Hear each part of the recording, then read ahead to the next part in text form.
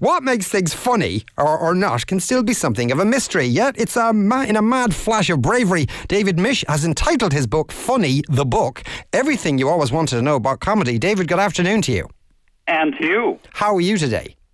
I'm very well. Back in California where I am, it is very early morning and we're all just getting our Botox and cocaine. Okay, fantastic. And would you have those together? No, that would be ridiculous. That One would and be, the yeah. other. Yes. Yeah. Which do you favour first? Well, the cocaine, because it dulls the senses for the injection of Botox. It makes it harder for you to pin you down, though, probably, when you're being chased by a man with the Botox injection. That's the one negative thing, yeah. Yes, indeed, but probably more fun for all concerned.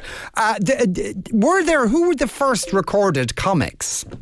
The oldest joke that has been discovered was from the, I think it was the 1600 BCs, which is a civilization called, no, it was 1900 BC, a civilization called the Sumerians. Mm-hmm. And the joke goes, something which is, something which has never occurred since time began, a young woman did not fart in her husband's lap.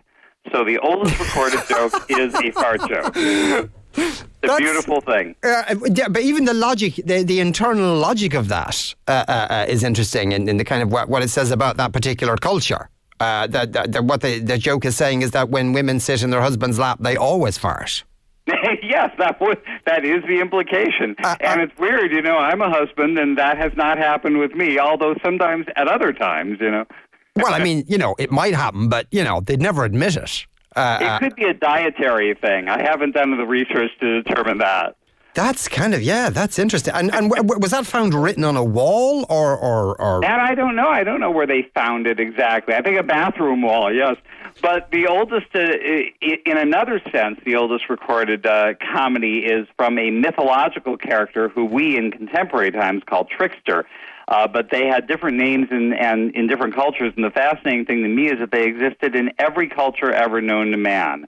So in Ireland, of course, leprechauns. In America, we have a character in African-American folk culture called Brer Rabbit. But every country, every civilization within every country has them, and they're always the troublemaker, the button pusher, the people who upend society's values and test them and flout them, so that whenever there's outrage or scandal or a normal situation turned upside down, it's a trickster who's behind them.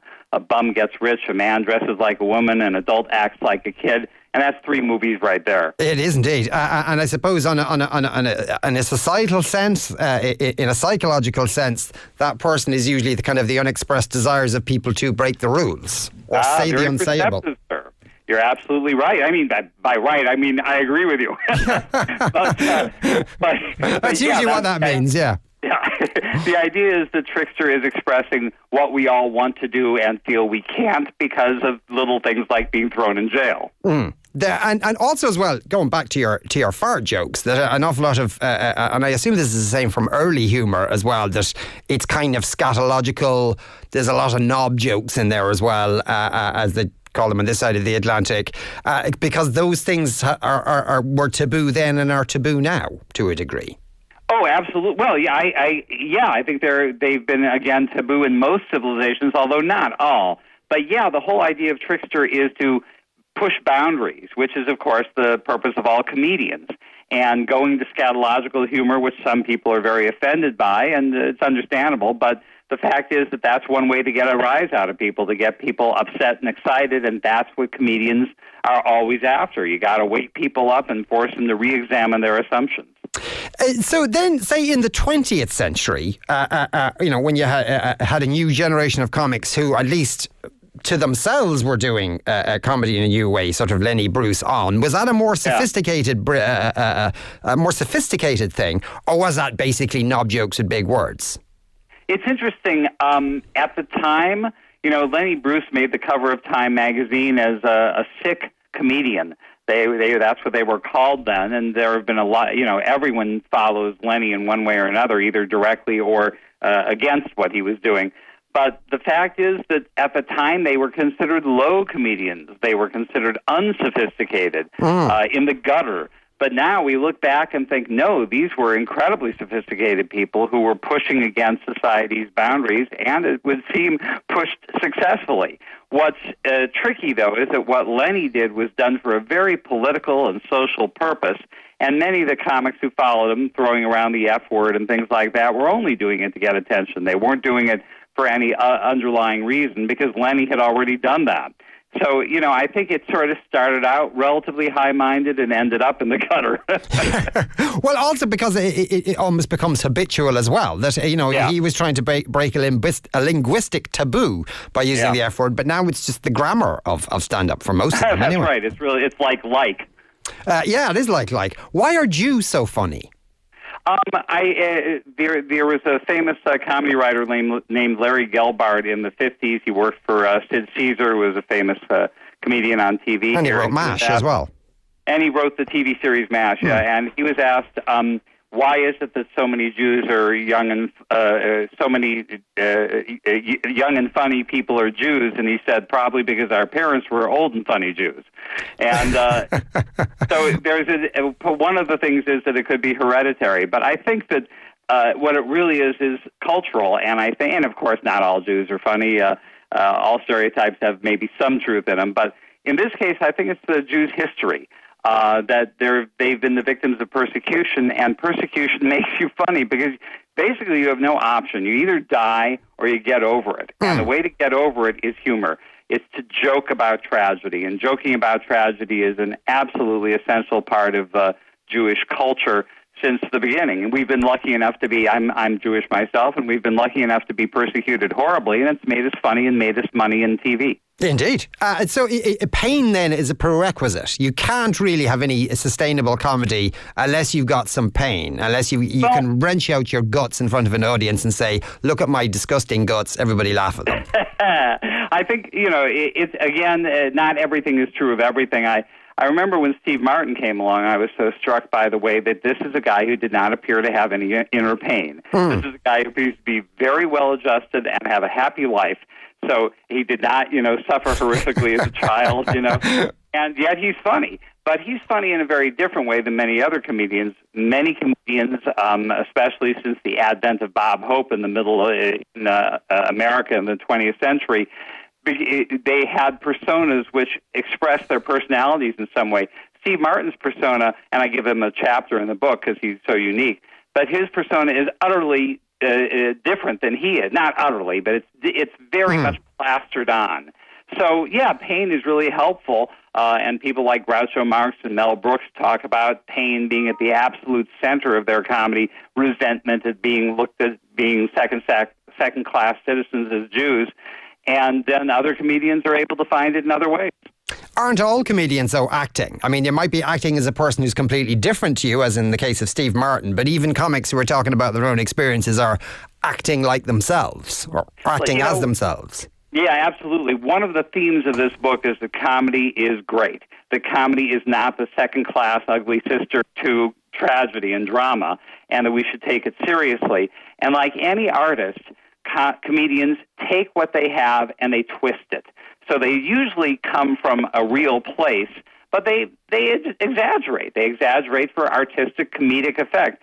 One of the great examples, and I give him a chapter in the book, is Woody Allen, who has this, he's short, he looks nebbishy because he wears glasses, he was skinny, but the fact is that he was a ladies' man, he flunked out of 2 colleges, his actual biography is so different than the character he created, but that character served him for 30 or 40 years. Do you think Woody Allen's still funny? I don't think he's as funny. Or can you get shot or something if you even express an opinion on that? Well, what the hell, I will say it. Look, he's one of the greatest comic talents of the 20th century, possibly the greatest comic talent. I think now in his 70s, he is not as funny. But the fact is that when I was doing the book, I realized that it isn't just his movie career that we all think of now. He was one of the greatest stand-up comics in history. He's one of the greatest comic prose writers in history. just astonishing what he's achieved. Well, is though that part of the natural arc of a comedian? Because you could arguably say that about Woody Allen. You could say Steve Martin at the Hollywood Bowl, but then it was kind of done a load of crappy films with dogs and extended families that weren't that family. Robin Williams seemed to be getting devoured by his own hair. The Simpsons aren't that funny anymore. So, is there a peak that comedians or even TV series, the writers reach, and then it's downhill, and then it's just a sad period of denial?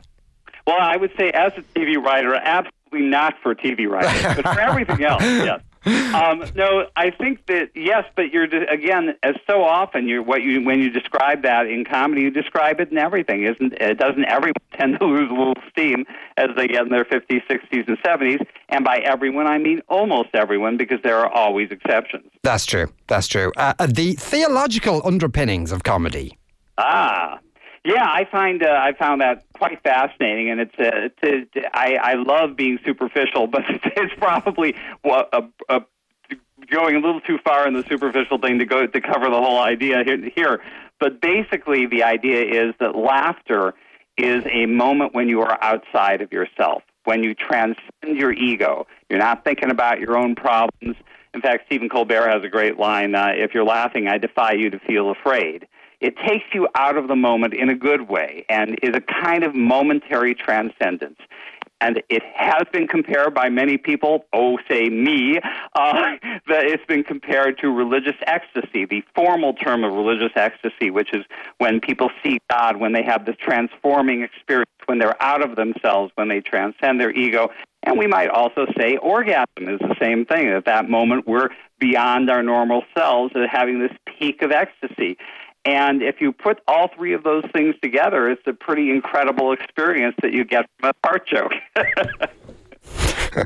That's a hell of a night you just described there. Having an orgasm laughing while watching a religious movie to a fart joke. That's you could probably just die then. Yeah.